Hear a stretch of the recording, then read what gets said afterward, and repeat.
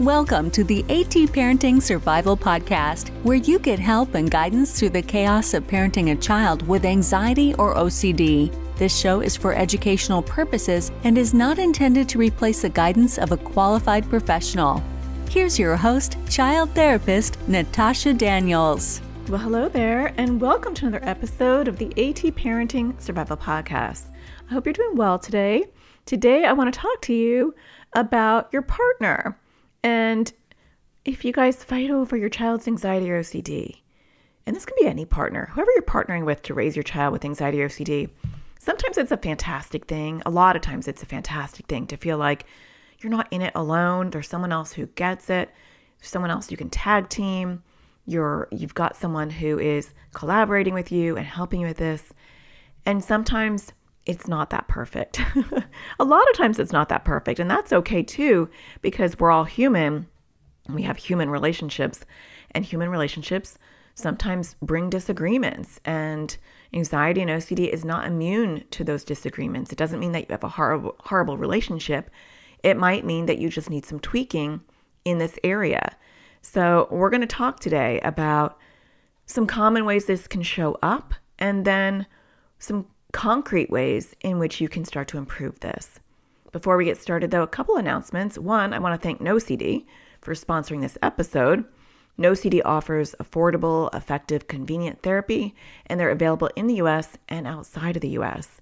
And you can schedule your free 15-minute consultation to see if NoCD is the right fit for you and your child. Just go to treatmyocd.com. That's treatmyocd.com, and I'll leave a link in the show notes as well. The other thing I want to remind you of is my SelfCare Series for parents who are raising kids with anxiety or OCD. That's you. Is starting soon, and it is a free series that I do twice a year, and a lot of parents sign up every single time I do it, which tells me it's a pretty good series because people are wanting to repeat it and take it over again. It's a great thing to do at the start of the new year to, reset your mindset, to remind yourself about your own mental and physical health, to reassess your support system. I break it all down. We go through it step by step. It's on demand, so if you're not able to show up live, it doesn't matter because there are videos that you can watch in your pajamas while the series is live or is active. I do have bonus Facebook live classes where we dive deeper, and I think that's a part of why people join it every time, because those bonus classes are different each time. But those aren't even going to necessarily be only on Facebook. We'll be streaming them on the series website. So even if you're not on Facebook, join this free series because you will find value in it, and you don't have to be on Facebook. You can sign up at atparentingsurvivalseries.com, and I look forward to getting to know you over there. Okay, so let's dive into this topic. It's a good one because I feel like more often than not, partners are not 100% on the same page. So let's just start off by normalizing that, it's not that you, lost the lottery in partners, or you have to get a divorce or break up, or you have this horrible, insensitive partner. It's common.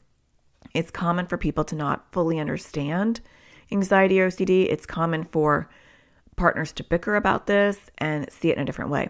It doesn't mean that you can't fix it, though. So let's dive into, first, different aspects of where it happens. When we're working on a problem, and if you've listened to any of my podcasts, you know this is kind of the way that I approach issues, is we first have to know where the problem is at. I say this a lot with our kids and teens. We don't just run into a fire and try to put it out. We want to figure out where's the fire coming from and be more methodical about it. And the same thing is with our partners. Where is the issue? And I'm going to go over some common areas that tend to be the pain spot, but you can have multiple ones. So the first thing is couples argue about, why is this happening? Whose fault is it? And I'm saying couples, but it could be whoever you're partnering with.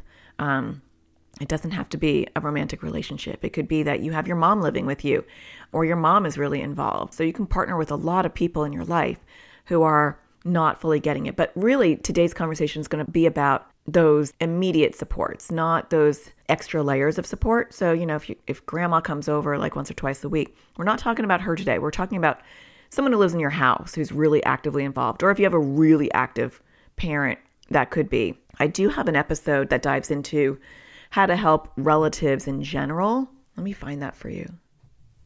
I actually have two. So episode 50 is explaining OCD to people who don't get it, helping siblings, families, and friends understand OCD. And then I have episode 49, which is the exact same episode, but it's centered around anxiety, explaining anxiety to people who don't get it, helping siblings, family, and friends. So that was a little bit more generic, but the reason why I want to do this episode, because I feel like there's a very specific conversation around partners. And I do have, while we're talking about other episodes, I do have some other episodes that I want to highlight that, because I was thinking about this today. I was like, do I want to do another episode on partners? Because I've actually done quite a few, but I feel like I don't have like a really nice general episode on like just disagreeing with partners. And I have an episode on what to do when your partner triggers your child's anxiety or OCD. So either they're the target of emotional contamination OCD, or they say things that just irritate your child and they like pour gasoline on a burning fire. A lot of fire analogies. I don't know why, but that's episode 235, what to do when your partner triggers your child's anxiety or OCD. And you can find all of these episodes. The easiest way to find it is just go to atparentingsurvival.com, my website, natashadaniels.com. It'll bring you there as well. That's a little bit easier to remember. And then if you scroll all the way to the bottom and you go to the search feature, you can type in part of the title that I'm saying or even the episode number, and it will pop up for you. And you can listen to it right on my website, or you can go to Apple or wherever you listen to podcasts and search my thing. It's just a little bit easier to do it on my website. So I also have episode 40, going way back, how to deal with a partner who doesn't believe in anxiety disorders. So that might be part of the struggle. Oh, and episode 258, which wasn't actually that long ago, maybe like 100 episodes ago. I guess that is kind of a long time ago. The impact of child anxiety or OCD on marriages. And so that is pretty similar to this one, but we're going to talk about concrete ways to address this with your partner so that it's not impacting your marriage. We don't want it to get to that point. But I just wanted to mention those ancillary episodes that are kind of a great supplement to what we're going to be talking about today. So these are the most common things that I see, or that I did see in my therapy practice. Why is this happening? If this is happening, right? So I'm going to just go over them and then we're going to dive into them in detail. So like, why is this happening? Whose fault is this? Is this even happening? I don't see it. How to handle it? Stop doing this. And do we need professional help or medication, right? So those are the 4 areas I'm going to cover. They're not exhaustive. I'm sure that we can argue about a zillion things, but these are the most common headlines that I see couples fighting over. So let's start with the first one. Why is this happening? There is a tendency to get into the blame game when it comes to anxiety and OCD. Well, maybe if you didn't coddle him so much, he wouldn't be like this. Or maybe if you got your OCD under control, our kids wouldn't have this struggle. And so it's unfortunate that a lot of times we take our valuable energy, which is a finite amount of energy, and we use it to argue with each other about whose fault it is. Does that happen at your house? That's a waste of energy. And so in the second half of this episode, we'll talk about what to do about these things, and I'm going to revisit all these categories. But I just want to outline, and I want to normalize the things that you might be experiencing because you're not alone. And so, when I would bring couples in or parents in the first session, or even multi-generational support, like a parent and their parent, I would do an assessment. I always brought in the parent or the caregivers first, my first session. And I wanted a window into, is any of this stuff going on? Because if any of this stuff was going on that was divisive, a lot of the work that I was going to be doing with the child was not going to stick. It wasn't going to be effective because there was a lot of cracks in the foundation. So the first step as a therapist for me was, let me see if I can see any really obvious cracks. Sometimes they weren't obvious, and I started to notice them mid-treatment. I'm like, oh my gosh, there's a big crack that I didn't notice, because the cracks will undo a lot of the work. Now, it doesn't mean that you can't progress if you have a really stubborn partner and you're like, I'm not going to make any headway, Natasha, at all. There are still things that we can do to minimize the damage of you guys kind of contradicting each other or even like negating each other's parenting. We'll talk about that. But I would see that in the beginning of sessions where a partner would be like, she just treats him like a baby. These were the most common ones. And to be honest, the majority of the time, not to stereotype, but the majority of the time, it was the father who had a harder time with the things I'm going to go over. There were times where I was dealing with the mom who had a harder time with these issues. But statistically, based on my own practice, which obviously is not a significant research pool, but in my own experience, take that with a grain of salt, it was more often the dad than the mom who was having a hard time with some of these things I'm going to discuss. I did have some moms. I had some grandparents that were in there too. So, you're not alone if you're on the flip side. But looking for someone to blame was a really common thing that I heard a lot. And a lot of the time it was about blaming the parenting style. The second one is, this doesn't happen. You're blowing this out of proportion. This doesn't happen. I don't see it. That was a very common thing I would hear a lot. I don't see it. Or the dad would stay silent. And then I would say, what do you think about this? Because I would read the body language and you could tell he was forced to come into the session and he's not saying anything. And I'm picking up on some nonverbal cues that he's not engaged in this conversation. And I would say, I would stop the wife and I would say, what do you think about this? And then more often than not, reluctantly, the dad would say, I don't see any of this. Or he's just a boy. Boys will be boys. Or how come when I have him, I don't see that? They don't do that with me, right? And that makes the other parent feel so horrible because they think, well, am I doing something that's causing the anxiety or OCD? And I should do a whole episode on how it is common that one parent is going to see more of the struggle than the other parent, because more often than not, there is a go-to parent.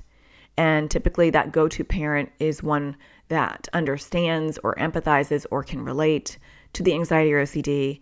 And the child is more comfortable to show all of those things. And there's another parent that maybe they're holding back with that parent because they are concerned about that parent's reaction, all sorts of reasons why they hold back. But a lot of times it's only with one parent, and a lot of times it's only with the mom. And so unless it's really, really bad and the child can't contain it, in the beginning stages, it might just be with one parent. So that's the second thing I hear a lot of. This isn't happening. I don't see this. Why is it only happening with her? Or it's not happening at school, and it's not happening with my mom, and it's not happening with me, only with her. I think it's something she's doing. The third one is how you handle it. And so this is probably the most common category. Sometimes, partners aren't dealing with why this is happening, as far as pointing fingers at each other. And sometimes they don't argue about if this is happening because they cannot both see it and it's obvious, but they argue the most about how to handle it. And the third and fourth point that I'm going to bring up, this one and the next one, are the most common. The first two are the most frustrating, probably, because you can't even get started because your partner won't even recognize there's a problem. So that's super frustrating. But a lot more people fall into this third category of how to handle it. And so maybe one parent is more a disciplinarian and we just need to, tough love it. And the other parent is, soaking up skills and reading and listening to podcasts and taking my courses and doing these things and is learning how to systematically do therapeutic approaches at home that are not discipline oriented. They're skill building. They're therapeutic. And so you might have a parent who's like, I'm not doing that. Or why are you doing that? It could be the opposite. It might be a parent who feels uncomfortable and wants to rescue your child. And so that is not as common, but that is another thing I've seen in my practice where I have one parent who over empathizes with the child's anxiety or OCD and never got their own help. And they want to cocoon their child and accommodate everything. And you have another parent who maybe doesn't have that history or background, but has explored and learned and soaked up information and knows that that's not therapeutic and that's not going to help. And so they might feel like they're really battling two mentally struggling people, right? Their child and their partner. And so the partner's anxiety or OCD is kind of dictating what their child's anxiety or OCD does, and they're parenting it in an equally dysfunctional way, which isn't helpful. So when parents are basically canceling each other out because, one is accommodating and doing things to grow the anxiety or OCD, and the other parent is using therapeutic approaches, that can be an uphill battle. Or you have one parent using therapeutic approaches and you have one parent who is kind of authoritative, disciplining it out. And that creates kind of like a disparity in, I'm trying to think of the right word. It's like a disparity in the relationship and in the treatment. And so the child starts to feel resentful of the parent that is being punitive. And because the other parent is therapeutic and is, validating their struggle and giving them skills, it alienates that parent even more. And it creates a big break in the family where it's like, me and my child against my partner. And not that the parent wants it like that, but the other partner is disciplining the mental health issue to the point where they're so angry, and the other parent is so understanding that it is very hard for that relationship to not get severed. And then that creates a secondary issue, because then in the relationship, the marriage relationship or the partner relationship, there's resentment of, it's the two of you against me, or three of you, however many kids you have, and you're alienating me from the kids, and so it becomes like a relationship issue. So that can become a mess. At the core, the child doesn't get better. And so that's the biggest struggle, is through all of these, the person who suffers the most is the child or the teenager, because they are not going to get the help that they need, because their home environment's not therapeutic, because they're getting mixed messages. And we're never going to get it perfect. We're never going to get a partner who's going to be like fully aligned. I mean, sometimes I hear people say that they do have a partner who's like fully aligned, and that's amazing. But I think it's important to have expectations that are realistic, to say, I'm not going to fully align with my partner on this possibly, but if we can at least come to an agreement of how we're going to approach this, where we're not doing as much harm to our child and to our relationship, that's what we're striving for. We want some common ground. So the fourth area that I see a lot of bickering over is professional help and medication. And so a lot of times, if we have a parent who is resistant, they might be concerned about pathologizing their child. They might be concerned about a professional coming into their inner circle and telling them how to parent. So there might be some pride there. They might be concerned that this is going to go on their child's permanent record. They might have stigma attached to seeing a therapist. It might be culturally part of their belief system. So many things that can come into play about getting professional help. And then medication's another layer of that. If medication's being discussed, you might have someone who is in agreement with professional help, but then when medication is brought up, they put the brakes on. And so when you have one parent who is for medication and one parent who is not, that's really tricky too, because you need to be a united front on that aspect in order to make a decision. And that's a hard decision to make, let alone, having one that is, having an opinion that's completely opposite to you. That makes it even harder, because it's already a hard decision.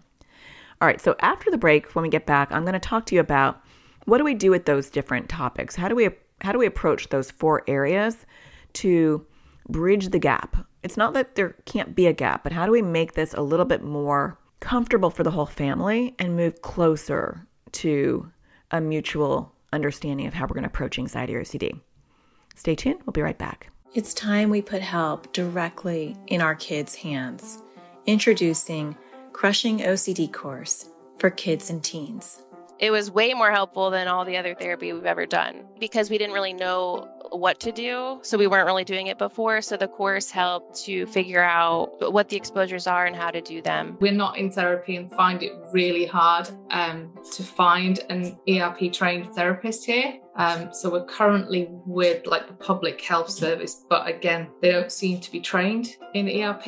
It's filled that gap that we don't have, that was needed. This was really well timed for us to use between therapists and to help us get off to a good start with this new practice. It was easy to use. I was able to do it from my phone or also on the computer. there's different ages, so there were younger kids, there were teenagers. And so that was really nice too, to have a variety of ages where it wasn't just geared towards younger kids or older kids. It was a nice variety. It's helpful for our kids to hear it from this like third party as opposed to just us saying it. I really like the offense and defense method. I love working on poking at OCD while it's sleeping. It makes it a little bit easier to do, and it's kind of fun. I'm planning on using it to work on my fear of like holding or touching batteries and stuff like that. So it was really helpful, and I think a lot of other kids would like it. I thought that I was like the only one who had worrying about the weather and stuff. And then there was somebody else on there who worried about the same thing, which was really helpful. Seems less scary to work on stuff now that I've watched this class, and I'm more interested to work on it. I like trying to do more exposures still, and before I wasn't, I just didn't want to do them. I've worked on some of my bigger compulsions and been successful. I realized that it was helpful to do like the exposures. Before it was like really, really hard. It's still hard, but it's helpful to know that I need to do them. Before there would be a lot of battles about it. So it is definitely less loggerheads. Really, really good course and super helpful. Definitely would recommend this. It's really easy to follow. It's nice bite-sized videos. I really like the worksheets that go along with it, and I think it's really helpful. To learn more about this course and register your child or teen, go to atparentingsurvivalschool.com. Welcome back. So let's talk about the first one. Why is this happening? Whose fault is it? Now, a lot of you may not be dealing with that aspect, hopefully, but that is a common initial one. And it can help for the partner to watch videos or read something to learn about anxiety or OCD. And if they're not even willing to do that, let's say you're like, they're not going to do it, Natasha, they're not going to do it. There are some couples that probably need to go into like couple therapy or family therapy. If it's like you and your, if it's not a couple, if it's you and your parent or you and someone else. But sometimes if communication is so broken down and people are like really stubborn, then you might have to just go into some general family or couple therapy to improve communication before you even get to the things I'm going to be talking about.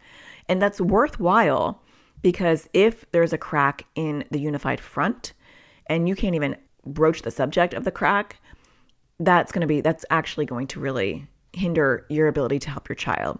And so getting that help is really important. And we talk about this in my SelfCare Series, that when your relationship is not good, you're not getting recharged and you're not getting, you're not getting that support. At night when you have a good relationship, in a perfect world, you're getting recharged. You can vent to your partner.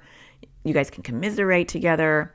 There's some relief in having someone else with that you can go to and be like, oh my gosh, today, wow, right? And you're like, yes, it was a lot, and that's helpful. And if you don't have a good foundational relationship, not that they're perfect, no relationship is perfect, but if you feel like it's really soured, it is a good investment to get into couples or marriage or family therapy, not with the kids, but with your partner to improve that. But moving forward from there, let's just say that you're able to talk. It can help to give them information and educate them. And I find that different partners want to consume their information in different ways. And so you want to see things from their perspective. The very first thing is to not get defensive. And it's hard to not get defensive when someone says you're coddling him too much. Or maybe it's because you do this, or maybe it's your OCD, or maybe it's when they're blaming you. That's really hard. It's hard to not get defensive. But a lot of times, and this is so hard. I feel like it's a daily practice for me to not take other people's actions and behaviors and words personally. It's so hard. I think it's harder for me, maybe because I also have social anxiety. And so there's that judgment fear, but I've learned to take a step back when someone's saying something to me and be like, this is coming from something within them. This is coming from fear. This is coming from desperation, or it's coming from their own anger or their own issues, whatever it may be. And I think a lot of times with partners who don't want to acknowledge this issue, it is because they had a vision of what parenting would be like. They had a vision of what their child would be like. And this is not matching. And we all go through a grieving process, but I feel like sometimes it's handled with anger and blame. And that's not fair, but it's coming from fear and it's coming from overwhelm. When we get defensive and we start to defend ourselves, we get hooked into that. And now we are part of the problem because now we're just bickering back and forth. It's better to be like, I understand that you feel that way. I don't know how many of us can talk to our partners like that, but if you can, you kind of diffuse the issue. But unfortunately, OCD, is highly genetic and, it doesn't have to be triggered by anything. And here's a short video to watch. And so I think giving them something to watch or listen to or read, whatever you think would be interesting for them, can be helpful. And so think about it from their perspective. Would they watch a short video? Or are they someone who would listen to a podcast? Or are they someone who needs a book? Will they listen more to a man than a woman? That's something too, right? I mean, I've worked with a couple of dads that came into my practice and I could tell they're not going to hear it from me. They don't respect women. I could just tell right away the way they were talking to me that they were demeaning and sexist. To be honest, I could sense that. And so I would tell the other parent, I think maybe you should send them to a male therapist where I think, your husband will actually listen to the male therapist because I don't think they're going to respect me. That's sad, but true. And even if maybe your husband wouldn't want to admit that, or your partner, and this could go vice versa. It might be, your wife or your female partner, and they don't want to hear it from a guy because what does he know? He doesn't know. It can go both ways. But who are they going to listen to the most? And so if they're not going to listen to, me, and so you're like, well, I'm not going to send them one of your videos or one of your podcasts because you're female. There's the OCD Stories, which is Ralph's, I always get his name confused because he's got like two first names. Stuart Ralph is the host of the OCD Stories. He's a guy. He's British, so you might like that. That's another resource. So finding, a male voice, if that is something that they're going to resonate with, or will they read? Would they rather read from a researcher? Get a book. Talking Back to OCD by John March. It's an old one, but I love that book. A lot of John Hirschfield's books are really great for OCD. So if you need to find a male voice, find a male voice. But you want to tap into that. We don't want to get into a circular argument about why is this happening. So you might want to eventually get into a response of, it doesn't matter that it's happening. It just is at this point. And now we have to figure out how we're going to help our kids. And so deflecting and not getting hooked in is important. If this is happening at all, right? That's the second one. I don't see it. It's not happening to me.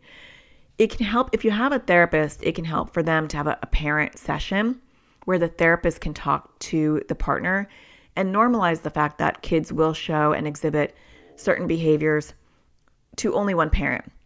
I did that a lot in my private practice where I would meet with just one parent and I would, develop rapport and I would validate their struggles. And then I would tell them that it is incredibly common for the child to show those behaviors only to one parent, to do compulsions with only one parent, to have separation anxiety with only one parent.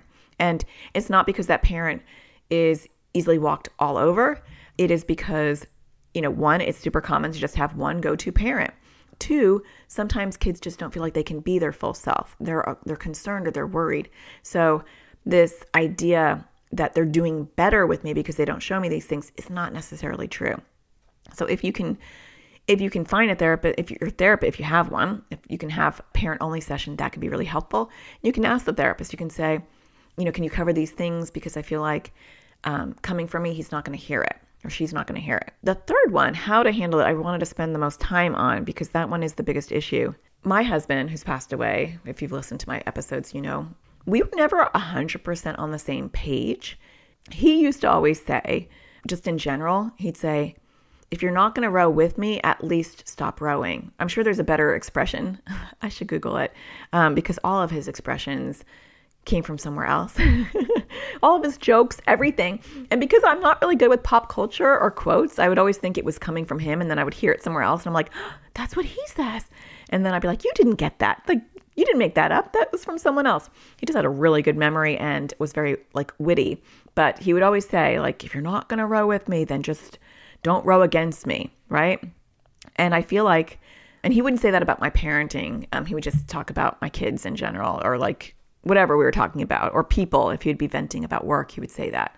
But I do think that that really is appropriate for what we're talking about, because the goal isn't necessarily for you guys to see things equally, but it's, can we get a beat on how we're going to parent? My husband, when he was alive, I feel like he didn't invest in any energy in learning about anxiety or OCD at all. And I think part of it was he was like, well, what can I bring to the table? You're a child therapist. Definitely not my thing. So I will take care of, their math homework, and I will take care of, the trash and, going to work, and you're going to deal with that. And so most of the time I felt like he didn't counteract what I did. But I felt alone. I felt like this is solely my job, which is actually a better place to be than a parent that actively is overly involved and is negating everything you do. That is 10 times worse. I appreciated that he would let me just do it. Sometimes he would lose his cool though, and he would say things that were not therapeutic to my kids, or would hurt their self-esteem. And then I felt like I couldn't approach him and say it because I would hurt his self-esteem. And so it became really hard. I had to come up with ways to try to teach him how to handle our kids in a better way without him getting defensive. And so a lot of times I would start with, I know that he was like, not listening, and he was jumping all over the couch. And I get that frustrates me too. Like, so, it's so overwhelming. So I start with like validating, which I know is a really hard place to start, because most of the time we want to be like, stop doing that. Or don't tell him he's a horrible person, or, don't hit him, or don't, we want to just move right into the, why did you do that?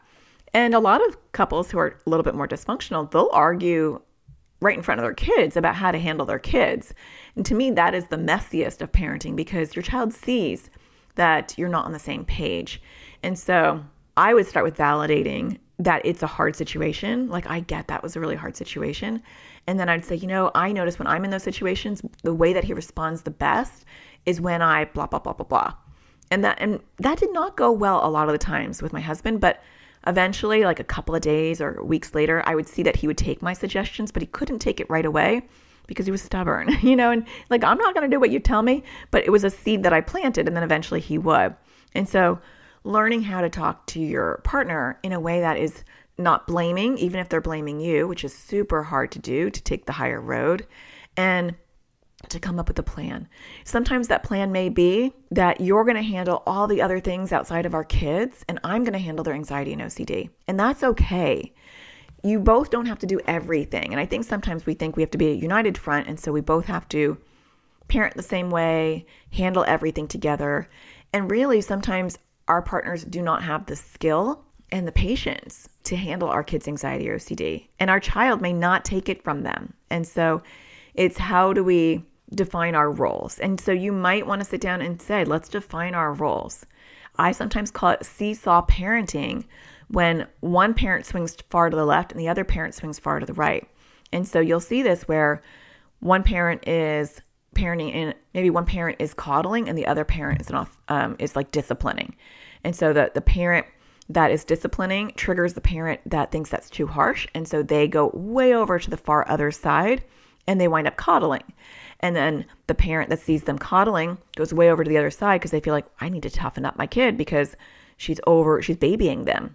And I see this with anxiety and OCD as well, that one parent can be doing a lot of therapeutic stuff and working on it, and the other parent gets frustrated and feels like they just need a heavy hand. And so they are going to the other extreme, or they take a little bit of information like, I just need to expose them to the things that they can't tolerate. And they don't understand ERP, exposure response prevention therapy. And they do just a little bit, and they're not doing it correctly, and they're creating a rift with their child and their partner. So if you have good communication skills, it might be worth sitting down and saying, us, canceling each other out and doing seesaw parenting is, one, frustrating for both of us and not good for our relationship. And two, it's confusing our kids. And then our kids wind up not having anyone help them with their anxiety or OCD or parenting in general. So let's divvy out the roles. And it might be very concrete. It might be, you're going to, do the trash, and you're going to take them to soccer practice, and you're going to help them with their math homework, and you're going to whatever, and I'm going to take them to therapy, and I will deal when they're having meltdowns around anxiety or OCD. And it might be very clear cut, or it might be a little bit messier, but you're defining who's going to go in. One thing that I did talk to my husband about was, if I'm already dealing with someone's anxiety or OCD in the house, I didn't want him to pipe in.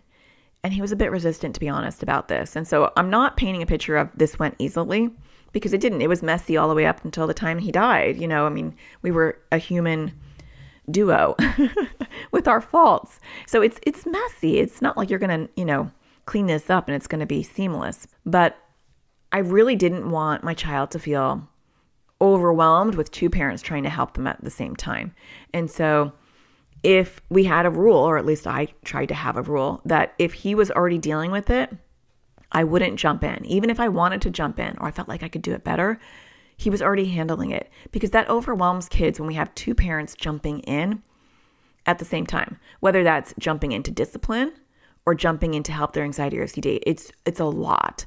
And so maybe you sit there with your partner and you go, if you got it, I will be quiet. If I've got it, you be quiet. If you have an issue with something I'm doing, we'll talk about it in the bedroom later without, our kids being privy to that conversation, vice versa. So create some basic rules of, we're not going to argue in front of the kids about anxiety or OCD or parenting, and I'm not going to undermine you, and I'm not going to take over or piggyback on whatever you're doing in the moment. If you can at least get to that agreement, your child or teenager is going to thank you, because the pressure that we sprinkle on to their already, struggling selves are all of those things. Kids pick up on the lack of alignment. They pick up on the disagreements. And when it's really in their face, they wind up struggling more. Or kids can panic more when both parents are trying to help them at the same time. That can be too intense. And so we want to pull back and have only one parent. So coming up with at least some sort of plan on how to handle it.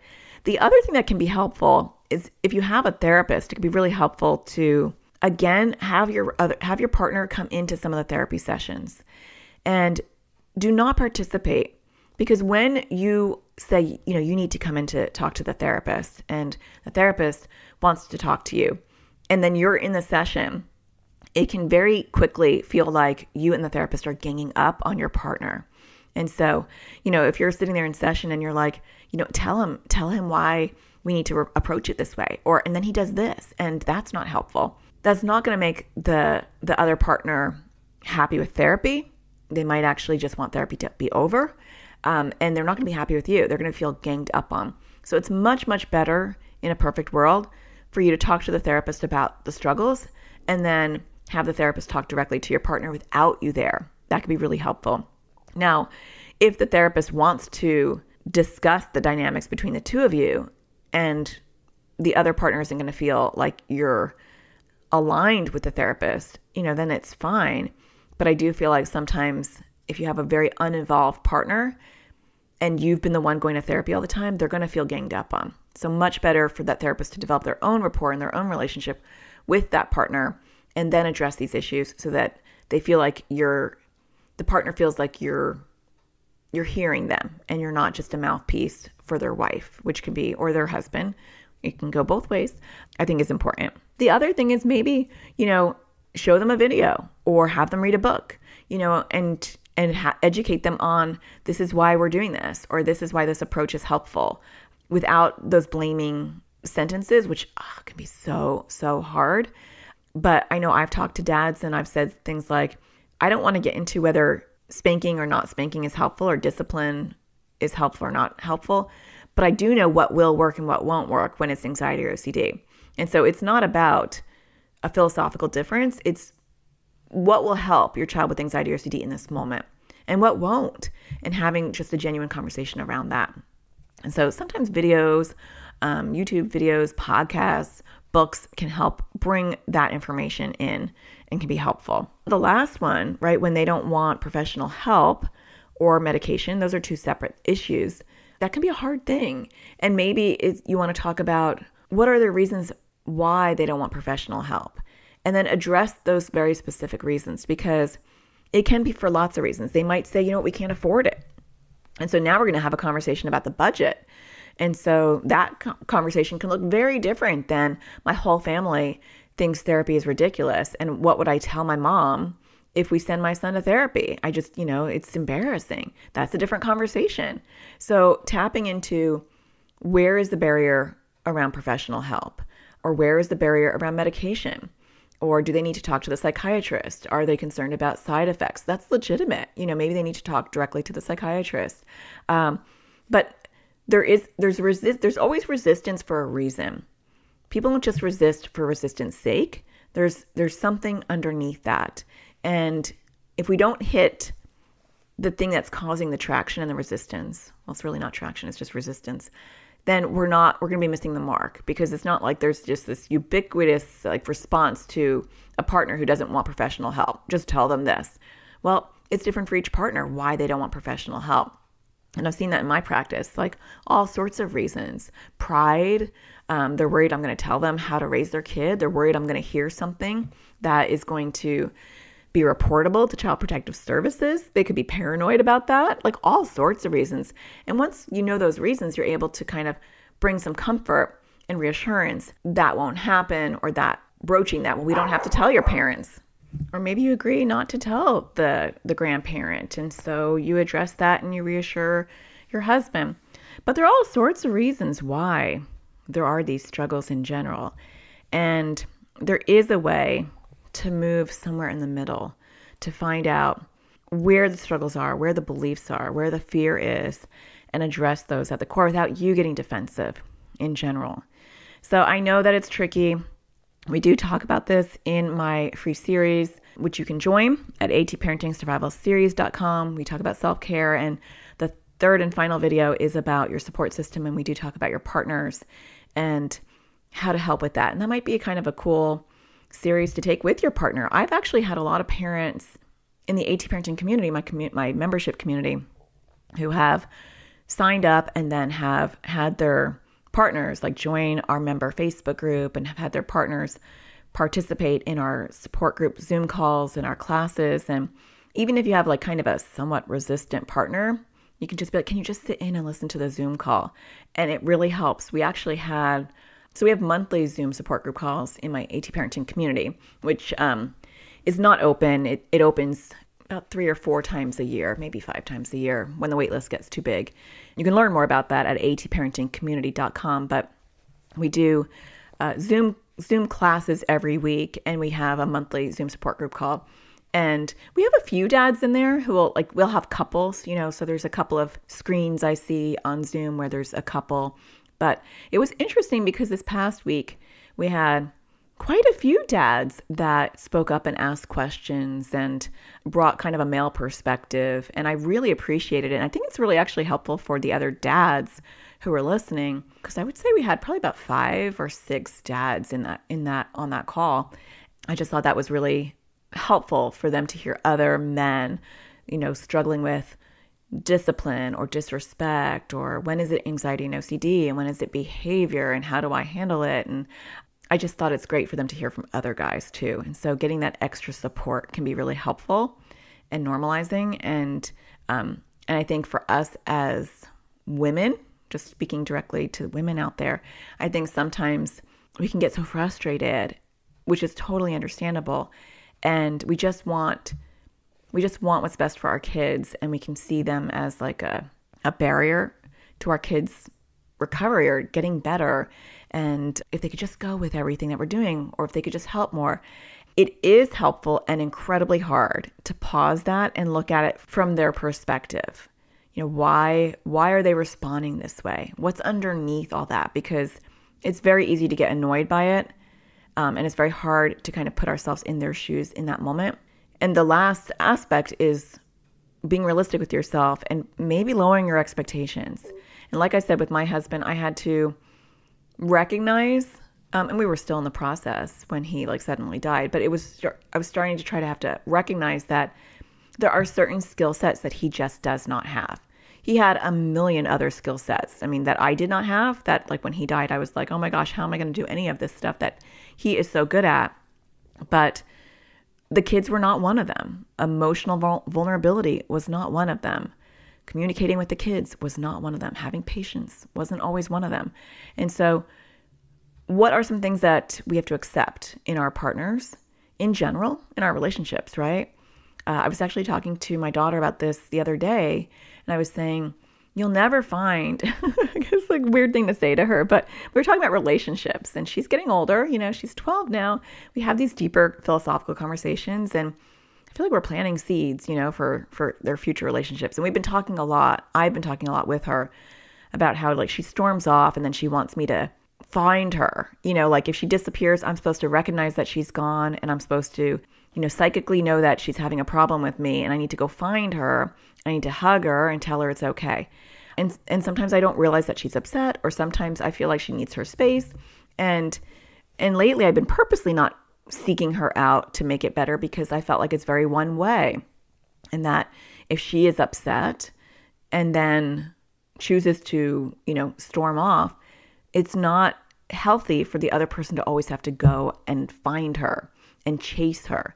And so we were having this conversation where I was saying, I'm going to change this dynamic a little bit, because I don't want this to be something that is going to happen in your future relationships with your roommates, with your partner when you grow up. I don't want it always to be that you get upset with someone and then they need to come and find you. But you're never the one to try to fix it. You're never the one to come back and make a repair. And so we were talking about relationships, and I was saying, partners, like when you get married and have a husband, they're never going to be 100% perfect. Just like you're never going to be 100% perfect. She does have a lot of perfectionism and high expectations for people in relationships. And I was just saying to her that they're going to be amazing in this area and that area, and then not so much in this area. And that we have to accept that we're never going to find someone who's going to be 100% amazing in all areas. That relationships take work and negotiating and acceptance. And it was definitely something that I struggled with when my husband was alive, just accepting the areas where he wasn't going to be great at, and feeling really just overwhelmed and disappointed in that. But if someone doesn't have the skills, they don't have the skills. And I mean, my argument when he was alive would be like, well, go get some skills, But now, having a lot of space, it's been almost 3 years, recognizing that there were some limits and that that's okay. Sometimes just accepting that your partner has some limits, being empathetic and validating their struggles, and trying to find that middle ground where your child's not feeling the impact. That's really the ultimate goal, is your child doesn't feel the impact, and having some compassion for your partner not fully being there. And I know when you're in the thick of things, that's really, really hard to do. And if it's really toxic, then you just need couples therapy, to see where you're going to go with that, because there are some relationships that are beyond repair, or there's things that you should not have to tolerate when it comes to relationships that go way above and beyond and move into the abuse category. But we're talking about the nuances of just accepting your child's anxiety or OCD, or being emotionally available, or not thinking you can discipline everything out of your child, or feeling defensive, or feeling like you can never do anything right. We're talking about those things. So I hope that you found this helpful, or at least some food for thought. I do hope that you're going to join me in my series at atparentingsurvivalseries.com. If you find my podcast in general helpful, I would love if you can hit a star or leave a review. Actually, I haven't read a review lately. I was looking at it because I was like, I normally like to read a review at the end to show my gratitude, because I really do appreciate, I read every single review, and I really appreciate all of the kind words and insight that you guys share about how this podcast is helping you in your life.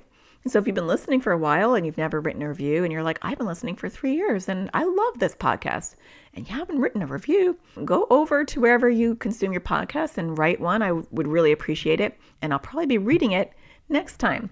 So I hope that you find, I do batch these.